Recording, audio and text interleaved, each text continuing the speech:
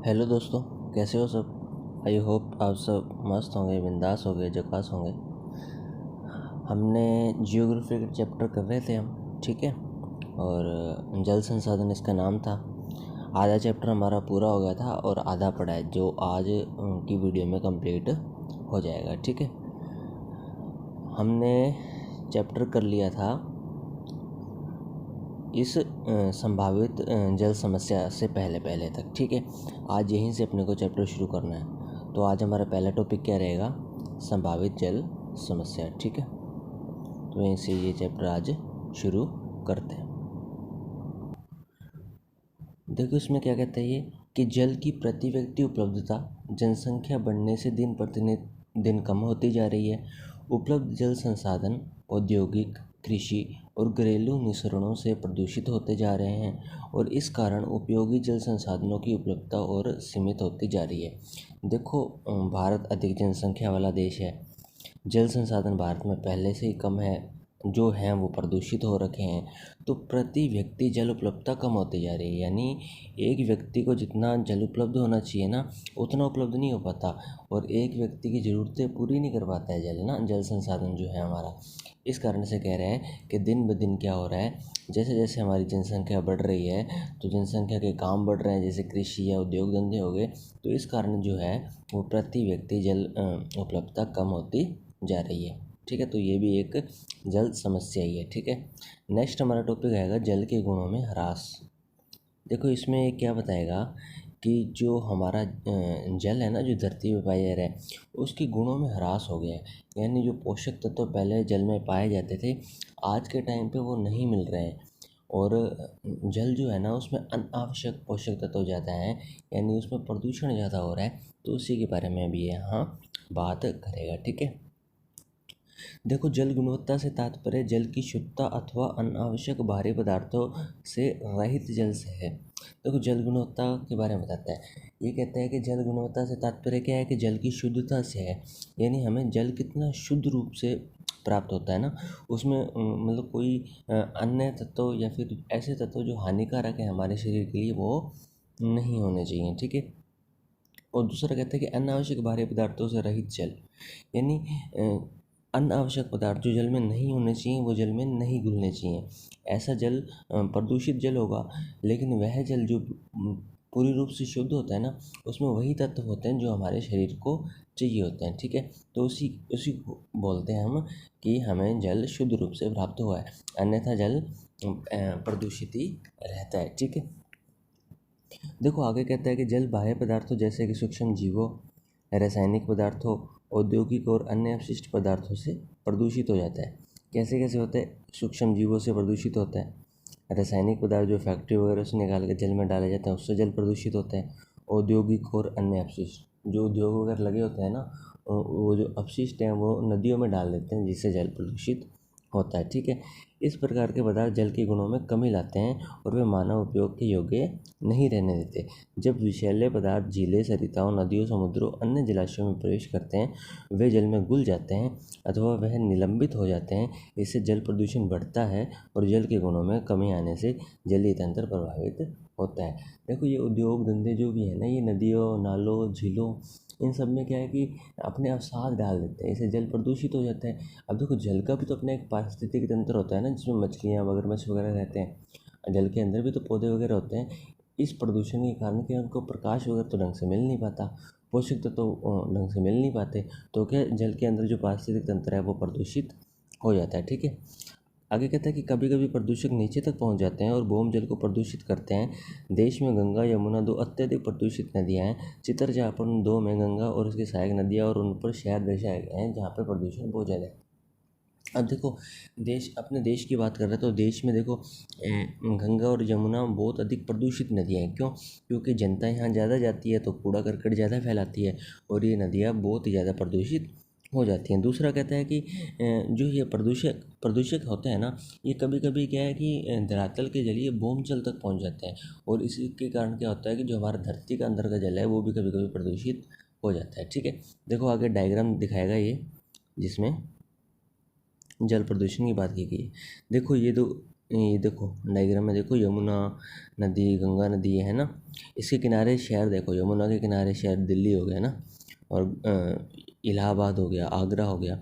गंगा नदी के किनारे कुछ शहर हैं जैसे वाराणसी हो गया, प्रयागराज हो गया ना, ये सभी प्रदूषित हैं। क्यों? क्योंकि यहाँ पे नदियाँ प्रदूषित है। क्यों? क्योंकि यहाँ जो फैक्ट्री है ना, वो सारा का सारा अपना जो अवसाद है वो कहाँ डालती हैं, वो इस नदियों के साफ जल में डालती हैं, जिससे नदियाँ जो है ना वो प्रदूषित हो जाती हैं। ठीक है। अगला टॉपिक आता है अपना जल संरक्षण और प्रबंधन। देखो, अगर प्रदूषण नदियों में फैल रहा है तो सरकार का और हमारा दायित्व क्या बनता है कि ऐसी योजनाएं लाई जाएं जिससे नदी प्रदूषण कम हो जाए या जल प्रदूषण कम हो जाए ना, कहीं पर भी प्रदूषण है तो ऐसी योजनाएं तो लाई जानी चाहिए जिससे जल संरक्षण हो सके, और उसका उचित हम प्रबंधन कैसे कर सकते हैं इस हिसाब की सारी योजनाएं लाई जानी चाहिए। ठीक है। तो उसी के ऊपर हम बताएगा कि जल संरक्षण क्या होता है, उसका प्रबंधन अच्छे से कैसे किया जा सकता है। ठीक है।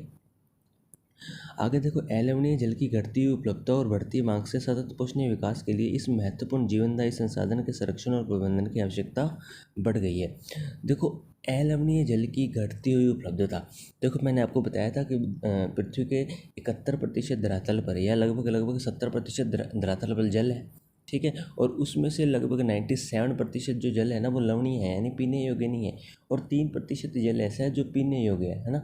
और 3% जल भी जो है ना वो बर्फ़ और नदियों में ज़्यादा पाया जाता है, और वही अलवणीय जल है जो हम पी सकते हैं ना।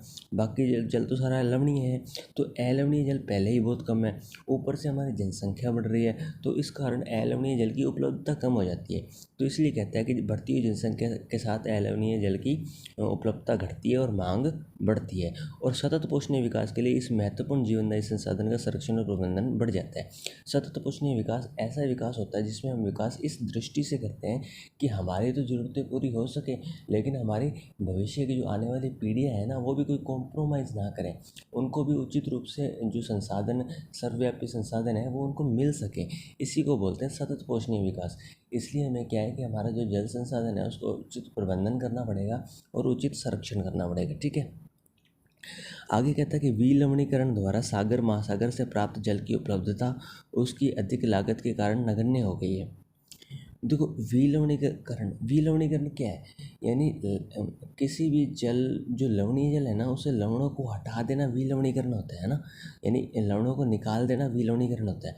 अब कहता है कि विलवणीकरण के द्वारा सागर या फिर महासागर में प्राप्त जल की उपलब्धता उसकी अधिक लागत के कारण नगण्य हो गई है। देखो, हम क्या करते हैं कि कुछ कुछ देश ऐसे हैं जो सागर के लवणीय जल को उठाते हैं, उससे लवण निकाल देते हैं यानी विलवणीकरण कर देते हैं, और फिर उसका उपयोग पीने वगैरह में करते हैं। लेकिन सिर्फ ये नहीं किया जा सकता। क्यों? क्योंकि इस प्रौद्योगिकी जो है ना, ये जो तकनीक है इसकी लागत बहुत ज़्यादा है। लागत यानी इसमें पैसा बहुत खर्च होता है, इसलिए पूरा इस पर डिपेंड नहीं रहा जाता। हाँ, कुछ मायनों में ये कारगर हो सकती है, लेकिन अच्छी तरीके से हम इस पर डिपेंड नहीं कर सकते, इसलिए जल का संरक्षण और प्रबंधन आवश्यक हो जाता है। ठीक है। देखो, भारत को जल संरक्षण के लिए तुरंत ही कदम उठाने होंगे, प्रभावशाली नीतियाँ बनानी होगी, जल संरक्षण हेतु प्रभावशाली उपाय अपनाने होंगे। क्यों? क्योंकि भारत के संदर्भ में तो ये और ज़्यादा ज़रूरी हो जाता है। और ज़्यादा ज़रूरी क्यों हो जाता है? क्योंकि 135 करोड़ की जनसंख्या वाला देश है जहाँ पे जल संसाधन बहुत ही ज़्यादा कम मात्रा में पाए जाते हैं, इसलिए जल का उचित संरक्षण और प्रबंधन हमें करना ही पड़ेगा। ठीक है। आगे देखो क्या कहता है कि जल बचत की तकनीक और विधियों के विकास के अतिरिक्त प्रदूषण से बचाव के प्रयास भी करने चाहिए। जल संभर विकास, वर्षा जल संग्रहण, जल के पुनर्चक्रण, पुनः उपयोग, लंबे समय तक जल की आपूर्ति के लिए संयुक्त उपयोग को प्रोत्साहित किया जाना चाहिए। देखो, हमें जल तो बचाना चाहिए, जल संभर का विकास करना चाहिए। जल संभर विकास क्या होता है? यानी जल का उचित प्रबंधन करना। प्रबंधन इस तरीके से करना कि हम जल का दक्षतापूर्ण उपयोग करें, कम से कम जल संसाधन का उपयोग कर हम उचित से उचित उपयोगिता प्राप्त कर सकें। ठीक है। वर्षा जल का संग्रहण करना, जैसे केरल में अनिवार्य कर दिया गया है छत पे वर्षा जल संग्रहण करना। फिर जल का पुनर्चक्रण भी किया जा सकता है, पुनः उपयोग भी किया जा सकता है। लंबे समय तक जल की आपूर्ति बनाए रखने के लिए संयुक्त उपयोग भी किया जा सकता है, यानी किसी गाँव का जो एक तालाब तलैया है उसका संयुक्त इस्तेमाल करते हैं ना लोग, ताकि पूरे गाँव को पोषित कर सके। ऐसे नहीं करना चाहिए कि ये जल हमारा है, हम ही आज जल पिलाना तो पुण्य का काम होता है। तो हमें जल संसाधनों का संयुक्त उपयोग को भी बढ़ावा देना चाहिए। ठीक है, नेक्स्ट हमारा पॉइंट आता है जल प्रदूषण का निवारण। ठीक है, क्या है जल प्रदूषण का निवारण। देखो जल प्रदूषण क्या होता है, जल में अनावश्यक पोषक तत्वों का घुलना जल प्रदूषण कहलाता है। इससे बचा कैसे जा सकता है, या फिर एक बार जल प्रदूषण हो गया तो इसका निवारण कैसे किया जा सकता है, उसके बारे में अब अपने को ये बताएगा। ठीक है, देखो उपलब्ध जल संसाधनों का तेजी से निम्नीकरण हो रहा है। देश की मुख्य नदियों के प्राय पहाड़ी क्षेत्रों के ऊपरी भागों तथा कम बसे क्षेत्रों में अच्छी जल गुणवत्ता पाई जाती है। जो जल संसाधन है ना वो तेजी से निम्नीकरण हो रहे हैं। निम्नीकरण यानी उनमें प्रदूषित फैल रहा है। ये कहता है कि जो नदियाँ वगैरह आती हैं ना, देखो नदियाँ निकलती कहाँ से, पहाड़ों से निकलती हैं। पहाड़ों में ग्लेशियर से पानी आता है नदी में, या फिर वर्षा से आता है। पहाड़ी इलाकों में क्या है, नदी प्रदूषित नहीं होती। क्यों? क्योंकि ताज़ा ताज़ा पानी आता है, मतलब पानी नया नया निर्माण होता है और पानी फटाफट से आ जाता है। ठीक है, लेकिन जैसे ही नदी मैदानी इलाकों में प्रवेश करती है ना, तो फैक्ट्री वगैरह से गंदगियाँ जो है ना वो नदी में चली जाती हैं, जिसके कारण नदी में प्रदूषण बढ़ता जाता है। ऊपर से बात करें बहाव की, तो बहाव पहाड़ी इलाकों में तेज होता है, इसलिए अगर थोड़ा बहुत भी प्रदूषण पहाड़ी इलाकों में घुलता है ना तो वो बह जाता है। लेकिन अगर मैदानी इलाकों में देखें तो नदी का बहाव बहुत धीमा होता है, इसलिए प्रदूषण नदी में जमाव कर लेता है या ठहर जाता है। इसलिए पहाड़ी इलाकों में नदी में उतनी प्रदूषण नहीं होती जितना ज़्यादा प्रदूषण जो होता है वो मैदानों या डेल्टाई क्षेत्रों में होता है। ठीक है, वही बात कर रहा है। देखो मैदानों में नदी जल का उपयोग गहन रूप से कृषि करने के लिए होता है, फिर पीने के लिए होता है, घरेलू और औद्योगिक उद्देश्यों के लिए होता है। अपवाहिकाओं के साथ कृषि, उर्वरक और कीटनाशक, घरेलू ठोस और अपशिष्ट पदार्थ और औद्योगिक बहिस्राव आदि सब नदी में मिल जाते हैं। और नदियों में प्रदूषकों का सहकेंद्रण गर्मी के मौसम में तो और अधिक हो जाता है, क्योंकि उस समय जल का प्रवाह कम होता है। देखो मैं आपको एग्जाम्पल देता हूँ एक, है ना। आपके पास दो गिलास हैं, ठीक है, एक गिलास पूरा भरा हुआ है, एक गिलास आधा भरा हुआ है। दोनों में एक एक चम्मच आप नमक डालो तो कौन सा ज़्यादा नमकीन होगा? जाहिर सी बात है आधे गिलास वाला ज़्यादा नमकीन होगा ना। इसी प्रकार से क्या होता है कि गर्मियों में जल का जो मात्रा है ना वो नदियों में कम होती है। क्यों? क्योंकि वाष्पीकरण के साथ जल थोड़ा उड़ जाता है। ठीक है, और बाकी उपयोग भी ज़्यादा होता है गर्मियों में। नदियों के जल का हम उपयोग ज़्यादा करते हैं। तो गर्मियों में क्या होता है कि नदी में जल की मात्रा कम होती है, लेकिन प्रदूषण की मात्रा थोड़ी कम होती है। फैक्ट्री वगैरह से गंदगी तो उतनी ही मात्रा में आ रही है।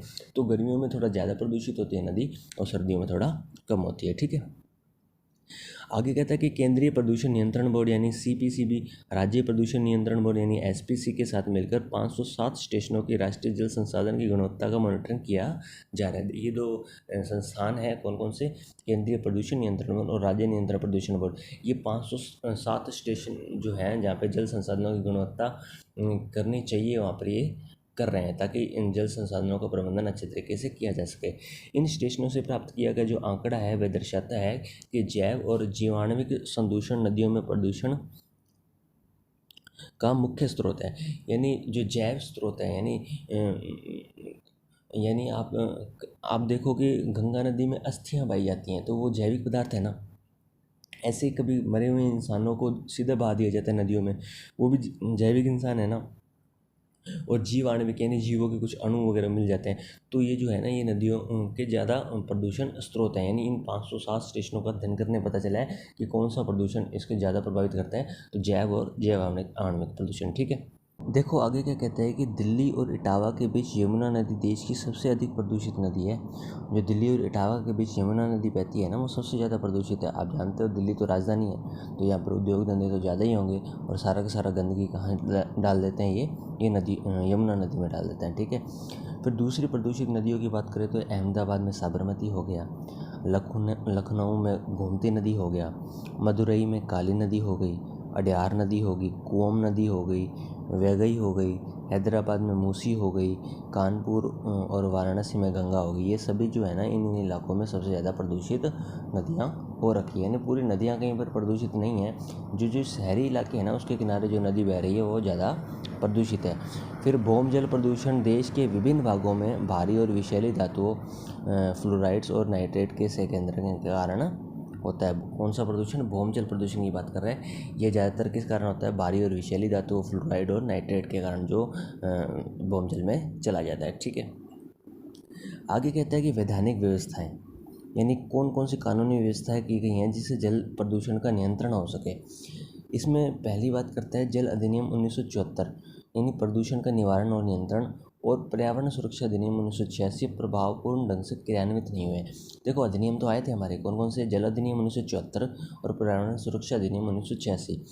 कानून तो बना लिए हमने, लेकिन इनका इम्प्लीमेंटेशन ढंग से नहीं हुआ, इनका क्रियान्वयन ढंग से नहीं हुआ ना।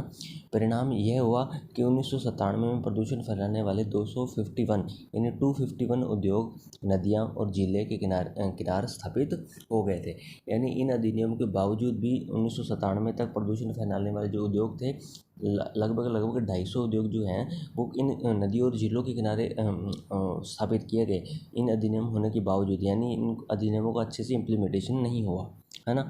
फिर आगे कहता है कि जल उपकर अधिनियम, जिसका उद्देश्य प्रदूषण को कम करना था और उसके सीमित प्रभाव हुए। यानी जलों पे जो जल है ना, उस पर सेस लगाया गया, उसमें उपकर लगाया गया ताकि जल का उचित प्रयोग करें, लेकिन ये भी ज़्यादा कारगर नहीं हुआ, है ना। जल के महत्व और जल प्रदूषण के आदि प्रभावों के बारे में जागरूकता का प्रसार करने की आवश्यकता है। जन जागरूकता फैलानी चाहिए और उसके जन जागरूकता और उनकी भागीदारी से कृषिगत कार्यों तथा घरेलू औद्योगिक विसर्जन से प्राप्त प्रदूषकों में बहुत से प्रभावशाली ढंग से कमी लाई जा सकती है। यानी हम सबको अवेयर होना पड़ेगा, जन जागरूकता फैलानी पड़ेगी ताकि हम सब साथ मिलकर कार्य करें और जल प्रदूषण में कमी आ सके। अकेली सरकार सब कुछ नहीं कर सकती ना। देखो नेक्स्ट टॉपिक आता है हमारा जल का पुनः चक्रण और पुनः उपयोग, है ना। ये देखो ये चीज़ क्या होती है कि जल संसाधन है ना, उसका हम पुनः चक्र कर सकते हैं, यानी दोबारा से उसको, देखो जल एक चक्रीय संसाधन है तो पुनः उस चक्र में उसको वापस रोटेट कर सकते हैं। दूसरा पुनः उपयोग कर सकते हैं, यानी आप मान के चलो अगर बर्तन धोने का जल है ना, उसको हम वेस्ट ना करके उसको हम पौधों में भी तो डाल सकते हैं ना, तो कहीं ना कहीं तो रीयूज़ हो ही गया ना। तो इसी प्रकार से हमें जल का पुनः चक्रण करना होगा और जल का पुनः उपयोग करना होगा ना। देखो पुनः चक्रण और पुनः उपयोग दूसरे रास्ते हैं जिनके द्वारा अलवणीय जल की उपलब्धता को सुधारा जा सकता है। कम गुणवत्ता वाले जल का उपयोग जैसे कि शोधित अपशिष्ट जल या उद्योगों के लिए एक आकर्षक विकल्प हो सकता है, जिसका उपयोग शीतलन में अग्निशमन के लिए किया जा सकता है। जल पर होने वाली लागत को ये कम करेगा। यानी एक जल का जब हम एक जगह उपयोग करते हैं ना, तो थोड़ा प्रदूषित हो जाता है जल, फिर उसी प्रदूषित जल को ऐसी जगह उपयोग कर सकते हैं जहाँ पर उसका यूज़ हो जाए। इससे क्या, एक तो जल की लागत में कमी आएगी, जल प्रदूषण में कमी आएगी और जल का उचित प्रयोग हो पाएगा ना। आगे कहता है कि इसी तरह से नगरीय क्षेत्रों में स्नान और बर्तन धोने में जो जल यूज़ होता है ना, यानी जिस जल से हम नहाते हैं या फिर बर्तन धोने के लिए यूज़ करते हैं, उसे हम बागवानी के लिए उपयोग में ला सकते हैं, यानी पेड़ पौधों को दे सकते हैं। वाहनों को धोने के लिए जो जल हम यूज़ करते हैं उसको भी हम पेड़ पौधों को दे सकते हैं।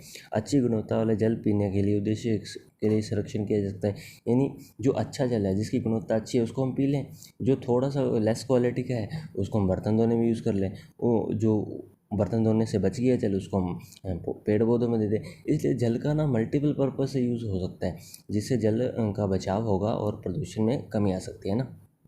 देखो वर्तमान में पानी का पुनः चक्रण एक सीमित माप में किया गया है और फिर भी पुनः चक्रण द्वारा पुनः पूर्ति योग्य जल की उपादेयता व्यापक है। कहता है कि अभी तक तो पुनः चक्रण इतनी बड़े लेवल पे नहीं हो रहा, लेकिन पुनः चक्रण होने से क्या है, भविष्य में काफ़ी जल का बचाव किया जा सकता है। ठीक है, तो ये सब हमें देखना ही पड़ेगा। देखो अगला टॉपिक है हमारा जल संभर प्रबंधन ना।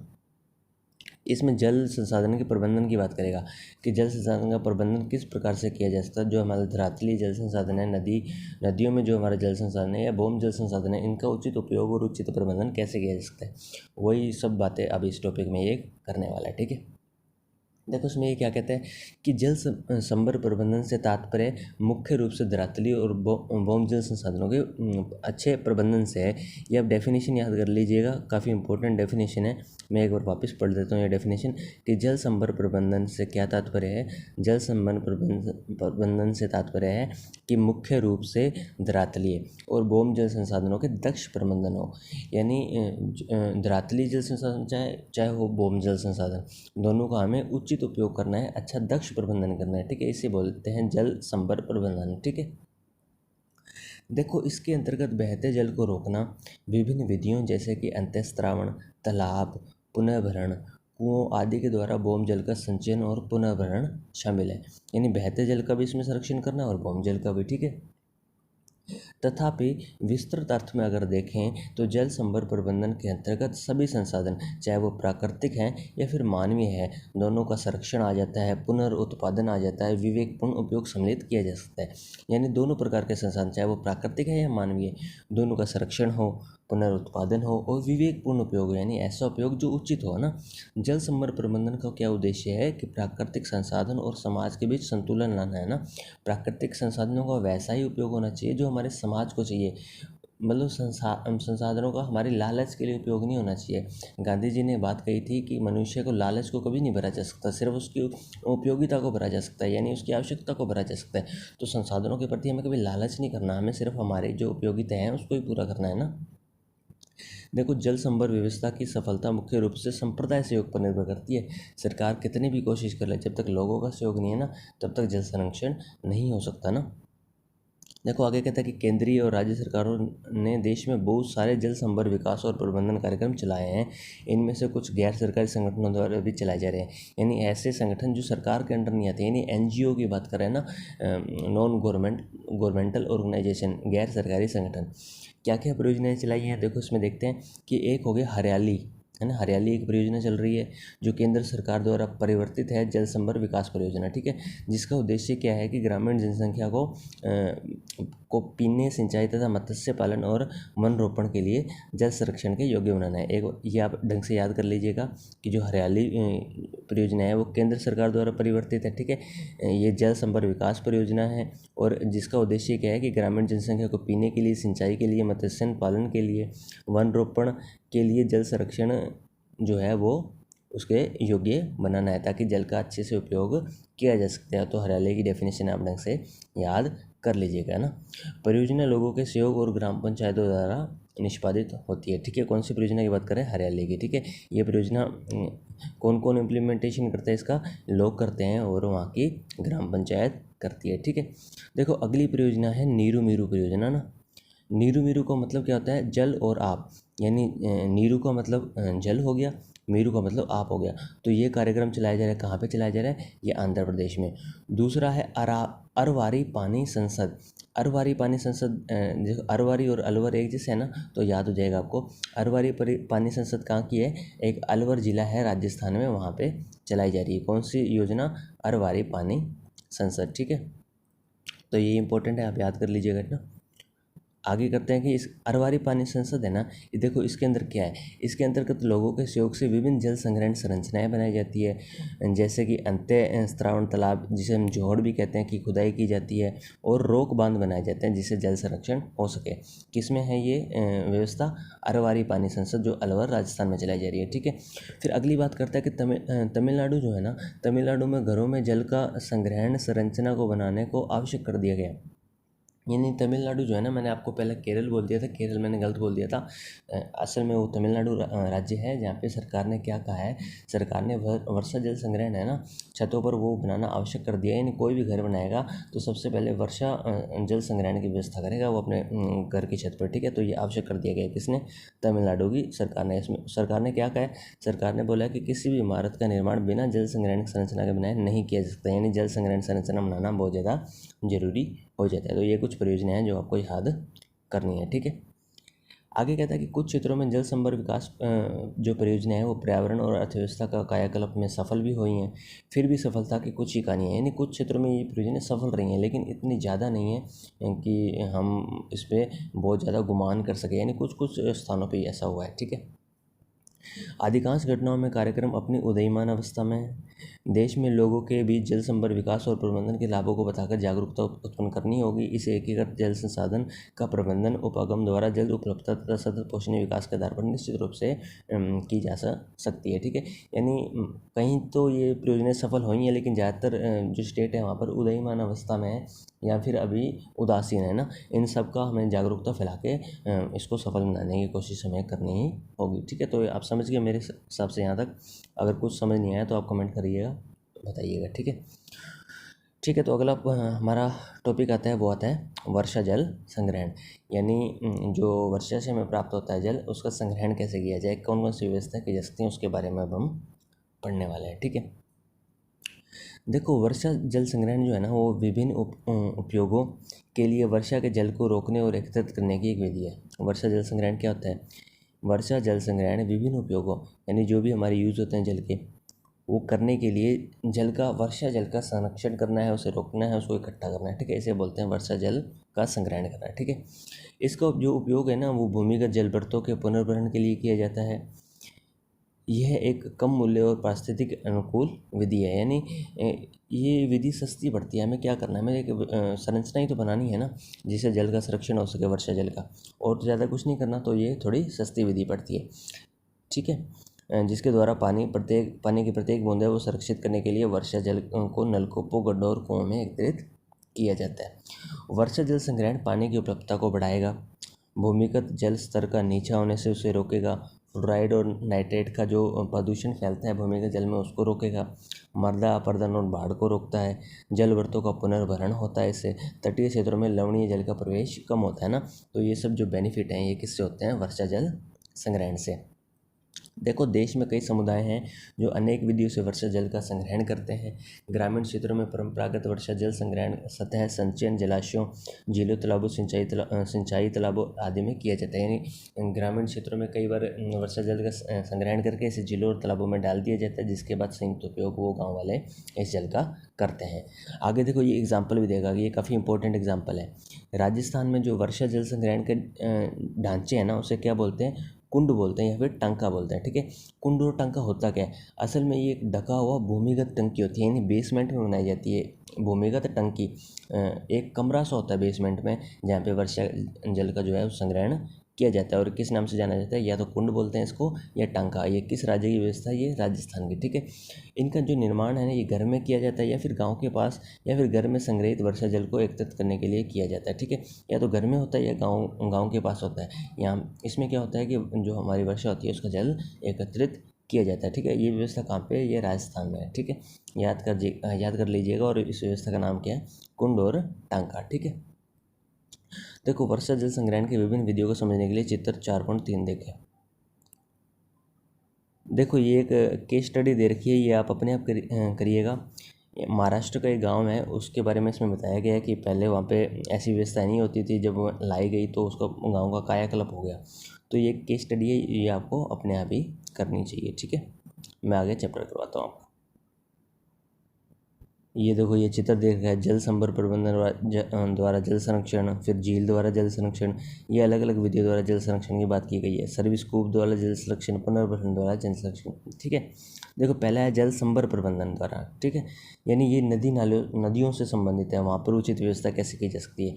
दूसरा, झीलों से संबंधित है। तीसरा, हमारी छत पे वर्षा जल संग्रहण किया जा सकता है। चौथा, पुनर्भरण कूप द्वारा, यानी मतलब ज़मीन में गड्ढा खोदकर भूमिगत जल को बढ़ाया जाता है। तो ये चारों अलग अलग व्यवस्थाएं हैं, ये आप चित्र से समझ लीजिएगा, ठीक है। आगे देखो क्या कहता है ये, कि बहुमूल्य जल संसाधन के संरक्षण के लिए वर्षा जल संग्रहण प्रविधि का उपयोग करना उपयोग करने का क्षेत्र व्यापक है। इसे घर की छतों पर और खुले स्थानों पर वर्षा जल द्वारा संग्रहण किया जा सकता है। वर्षा जल संग्रहण घरेलू उपयोग के लिए भूमिगत जल पर समुदाय की निर्भरता को कम करता है। देखो, वर्षा जल संग्रहण विभिन्न विधियों से किया जा सकता है, 4 के तो चित्रों पर दे ही रखे थे। इससे फ़ायदा क्या होता है? इससे हमारी जल निर्भरता कम होती है, समुदाय की जल निर्भरता कम होती है, और हमारे पास जल संसाधन अपेक्षाकृत सही मात्रा में उपलब्ध हो जाता है, ठीक है। इसके अतिरिक्त मांग आपूर्ति अंतर के लिए सेतु बंधन का कार्य के अतिरिक्त इससे भूम जल निकालने में ऊर्जा की बचत होती है। देखो, अगर हमारे पास जल की कमी होती है तो हम क्या करते हैं? गड्ढा खोदते हैं, ट्यूबवेल निकालते हैं, जिसे हम भूमिगत जल का उपयोग करते हैं। उसमें क्या खर्चा ज़्यादा आता है। और अगर हम वर्षा जल संग्रहण करें ना, तो हमें ट्यूबवेल खोदने की ज़रूरत ही नहीं पड़ेगी, हमारे पास अच्छा खासा जल उपलब्ध रहेगा। इससे भविष्य में क्या होगा? हमारे पैसों की बचत होगी, ठीक है। देखो, आगे कहता है क्योंकि पुनर्भरण से भूमि जल स्तर में वृद्धि हो जाती है। देखो, इसका एक बेनिफिट और होता है कि वर्षा जल संग्रहण करेंगे ना, और उसको अगर हम भूमि में डाल देंगे, तो जो भूमि में जल है ना, वो क्या है, ऊंचाई पे आ जाता है। तो इससे हमें जो गड्ढे भी थोड़े कम गहराई के खोदने पड़ते हैं। जितना ज़्यादा जल नीचे होगा उतना ज़्यादा हमारा पैसा खर्च होगा, जितना ऊपर होगा उतना कम होगा। तो इससे वर्षा जल संग्रहण से क्या होगा? भूमिगत जल के स्तर में भी वृद्धि होती है, ठीक है। देखो, आगे कहता है कि आजकल वर्षा जल संग्रहण विधि का देश में बहुत से राज्यों में उपयोग बड़े पैमाने पर किया जा रहा है। वर्षा जल संग्रहण से मुख्य रूप से नगरीय क्षेत्रों को लाभ मिलता है, क्योंकि जल की मांग अधिकांशतः नगरों और शहरों में ही पहले ज़्यादा रहती है। देखो, गाँवों में तो लोग मैनेज कर लेते हैं, गाँव में तो लोग अच्छे खासे रह लेते हैं, लेकिन शहरों में जनसंख्या क्या ज़्यादा होती है और जल की प्रॉब्लम ज़्यादा होती है। इसलिए वर्षा जल संग्रहण शहरों में तो बहुत ही ज़्यादा आवश्यक हो जाता है। गाँव में भी आवश्यक है, लेकिन शहरों में तो अनिवार्य है ना, तो ताकि शहरों में क्या है कि जल की उपलब्धता सुनिश्चित हो सके। ठीक है, देखो आगे कहता है कि उपयुक्त कारकों के अतिरिक्त विशेषकर तटीय क्षेत्रों में पानी के विलवणीकरण, शुष्क और अर्धशुष्क क्षेत्रों में खारे पानी की समस्या, नदियों को जोड़कर अधिक जल के क्षेत्रों से कम जल के क्षेत्रों में जल स्थानांतरित करके बाद जल की समस्या को सुलझाने में का महत्वपूर्ण उपाय है। फिर भी व्यक्ति उपभोक्ता, घरेलू और समुदायों के दृष्टिकोण से सबसे बड़ी जल समस्या जल का मूल्य है। देखो, जल एक मूल्य वाला संसाधन है ना। देखो, भारत में ऐसे क्षेत्र पाए जाते हैं जहाँ पे हर साल बाढ़ आती है, और बाढ़ के साथ साथ भारत में ऐसे भी क्षेत्र पाए जाते हैं जहाँ पे हर साल सूखा पड़ता है। तो हम क्या कर सकते हैं, हम नदियों द्वारा उन दोनों क्षेत्रों को जोड़ सकते हैं। नदियों से नहरें निकाल कर क्षेत्रों को जोड़ा जा सकता है, जिससे बाढ़ वाले क्षेत्रों से पानी का स्थानांतरण कहाँ हो सके, कम पानी वाले क्षेत्रों में। इससे क्या है कि जल संसाधन का सभी जगह उचित मात्रा में उपयोग हो सकेगा और जल संसाधन सभी मात्रा में उचित जगह उपलब्ध हो सकेगा, जिससे जल संसाधनों का अच्छा प्रबंधन हमारे लिए हो जाता है। ठीक है, देखो आगे भी क्या कहता है, आगे देखो, इसमें भारतीय राष्ट्रीय जल नीति के बारे में बताया गया ना। तो भारतीय राष्ट्रीय जल नीति क्या है,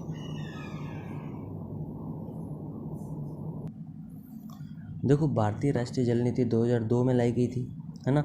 राष्ट्रीय जल नीति जल आवंटन प्राथमिकताएं विस्तृत रूप से निम्नलिखित क्रम में निर्दिष्ट की गई हैं। पेयजल, सिंचाई, जल शक्ति, नौकायान, औद्योगिक तथा अन्य उपयोग। इस नीति में जल व्यवस्था के लिए प्रगतिशील नए दृष्टिकोण निर्धारित किए गए हैं और इसके लक्षण निम्न प्रकार हैं। यानी इसमें ना जो जल का उपयोग का क्रम निर्धारित किया गया है, यानी सबसे ज़्यादा जरूरी कहाँ होता है, हमें पीने के लिए, फिर सिंचाई के लिए, फिर जल शक्ति के लिए, फिर नौकायान के लिए ना। तो इस जल नीति में जल के उपयोग के बारे में बताया गया है, कैसे कैसे जल का हम उचित उपयोग कर सकते हैं। फिर चाहे वो सिंचाई हो, चाहे वो बहुउद्देशीय परियोजनाएं हो, पेयजल संबंधी यूज़ हो, है ना, या कोई भी यूज़ की हम बात करें। तो ये कुछ पॉइंट्स दे रखे हैं, ये आप अपने आप ही कीजिएगा। इसके बारे नीति के बारे में एक बार पढ़ लीजिएगा। देखो, ये नीति के पॉइंट्स हैं, ये एक रट्टा मारने वाला काम है, तो आप इसको ढंग से खुद तरीके से कर लीजिएगा। ठीक है, अगर कोई दिक्कत है तो आप कमेंट कर दीजिएगा। ठीक है, अगला टॉपिक आता है जल क्रांति अभियान। ठीक है, जो कब लाया गया था, 2015-16 के आसपास। देखो, इसमें क्या कहते हैं कि जल एक पुनः उपयोगी संसाधन है, लेकिन इसकी उपलब्धता सीमित है तथा आपूर्ति और मांग के बीच अंतर समय के साथ क्या है, बढ़ता जाएगा। मैंने आपको बताया जल एक पुनः उपयोगी संसाधन है, इसका रीयूज़ किया जा सकता है, लेकिन इसकी उपलब्धता सीमित है, यानी कुछ जगह पर ही जो हमारा अलवणीय जल यानी पीने योग्य जल है वो मिलता है। ठीक है, और इसकी आपूर्ति और मांग के बीच अंतर के साथ इसकी जो वैल्यू है वो बढ़ती जाएगी। वैश्विक स्तर पर जलवायु परिवर्तन दुनिया के लिए कई क्षेत्रों में जल तनाव की स्थिति पैदा कर देता है। यानी जलवायु परिवर्तन से क्या होता है, जल के उपयोग की जो मांग है वो अलग अलग क्षेत्रों में अलग अलग हो जाती है ना। जैसे अलग जलवायु में अलग मांग है, अलग जलवायु में अलग मांग है, तो इससे क्या है कि कई क्षेत्र प्रभावित होते हैं और जल तनाव की स्थिति पैदा हो जाती है। कहीं पर तो जल ज़्यादा है, कहीं पर जल है ही नहीं, तो हम देखते हैं कि कुछ क्षेत्र तो बाढ़ से प्रभावित होते हैं, कुछ क्षेत्र सूखे से, तो इसकी भी हमें उचित व्यवस्था करनी चाहिए। ठीक है, भारत के एक खास स्थित उच्च जनसंख्या वृद्धि तथा तेजी से आर्थिक विकास के साथ पानी की मांग बढ़ती जा रही है। भारत की जनसंख्या दिन ब दिन बढ़ रही है, जिससे पानी की मांग भी क्या है, दिन ब दिन बढ़ती जा रही है। देखो, जल क्रांति जो अभियान है ना, वो भारत सरकार द्वारा कब लाया गया था, 15-16 में। ठीक है, 2015-16 में आरंभ किया गया था, और इसका उद्देश्य क्या था कि प्रति व्यक्ति जल की उपलब्धता को सुनिश्चित करना, यानी हर एक व्यक्ति को जल उचित मात्रा में उपलब्ध होना चाहिए। भारत के विभिन्न क्षेत्रों में लोग पारंपरिक तरीकों से जल का संरक्षण और प्रबंधन करते हैं, यानी कहीं पर जल संग्रहण व्यवस्था हो रही है। मैंने कुंड और टांका का एग्जाम्पल दिया ना आपको, वर्षा जल संग्रहण का एग्जाम्पल दिया। तो भारत के जो अलग अलग क्षेत्र में अलग अलग तरीक़ों से जो जल का संरक्षण किया जाता है। ठीक है, जो ये अभियान लाया गया था ना, जल क्रांति अभियान, इसका लक्ष्य क्या था, इसका लक्ष्य था कि स्थानीय निकायों, सरकारी संगठनों, नागरिकों को सम्मिलित करके इस अभियान के उद्देश्य में जागरूकता फैलाना ना। उद्देश्य यही था कि जन जागरूकता फैलानी है, इन सभी को इकट्ठा करना है, किसको, सरकारी संगठन हो, चाहे नागरिक हों या फिर स्थानीय निकाय हों, इन सब के साथ क्या करना है, जन जागरूकता फैलाना, ताकि जल का संरक्षण हो सके। जल क्रांति अभियान के अंदर कुछ गतिविधियाँ ली गई थी। वो गतिविधियाँ क्या थी, पहली थी कि जल ग्राम बनाने के लिए 672 जिलों में से प्रत्येक जिले में एक ग्राम जिसे जल की कमी है उसे चुना गया, यानी हमें जल ग्राम बनाने 672 जिलों को चुना गया, और जहाँ पर जल की कमी है ना उसमें जलग्राम बनाना, यानी वहाँ पर जल की उपलब्धता सुनिश्चित करना है। तो इसका पहला लक्ष्य था। दूसरा था कि भारत के विभिन्न भागों में 1000 हेक्टेयर मॉडल कमांड क्षेत्र की पहचान की गई, यानी एक कमांड क्षेत्र बनाया गया। कौन सा कमांड क्षेत्र बनाया गया? 1000 हेक्टेयर मॉडल कमांड क्षेत्र, ठीक है। और इसके उदाहरण है उत्तर प्रदेश, हरियाणा, कर्नाटक, तेलंगाना, राजस्थान, गुजरात, ओडिशा और मेघालय।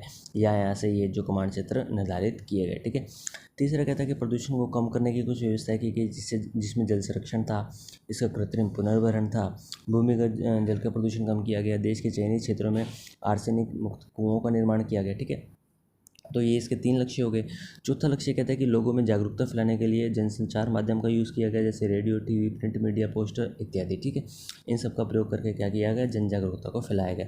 जल क्रांति अभियान इस तरह से बनाया गया कि जल सुरक्षा द्वारा खाद्य सुरक्षा और आजीविका से प्रदान की जाए, यानी जल की सुरक्षा की जाए और मनुष्य जो है अपनी आजीविका अर्जन के लिए जल संसाधनों का उचित तरीके से प्रयोग कर सके। तो यही सब इसका लक्ष्य था किसका? जल क्रांति अभियान का। देखो, जल क्रांति अभियान मैंने आपको अच्छे से करवा दिया। और जो ये ऊपर रह गया था ना भारतीय राष्ट्रीय जल नीति, ये आप अपने आप कीजिएगा, इसमें कुछ ज़्यादा खास नहीं है, इसमें सिर्फ आपको पॉइंट्स ही पढ़ने हैं, ठीक है। तो ये आप ढंग से कर लीजिएगा। अगर फिर भी कोई समझ नहीं आता तो आप कमेंट में मुझसे पूछ लीजिएगा। तो ये चैप्टर अपना पूरा होता है, जल संसाधन। इसके बाद हम नेक्स्ट चैप्टर पे आएंगे, ठीक है। तो उम्मीद है आपको समझ आया होगा। ध्यान रखिएगा अपना। Bye, take care.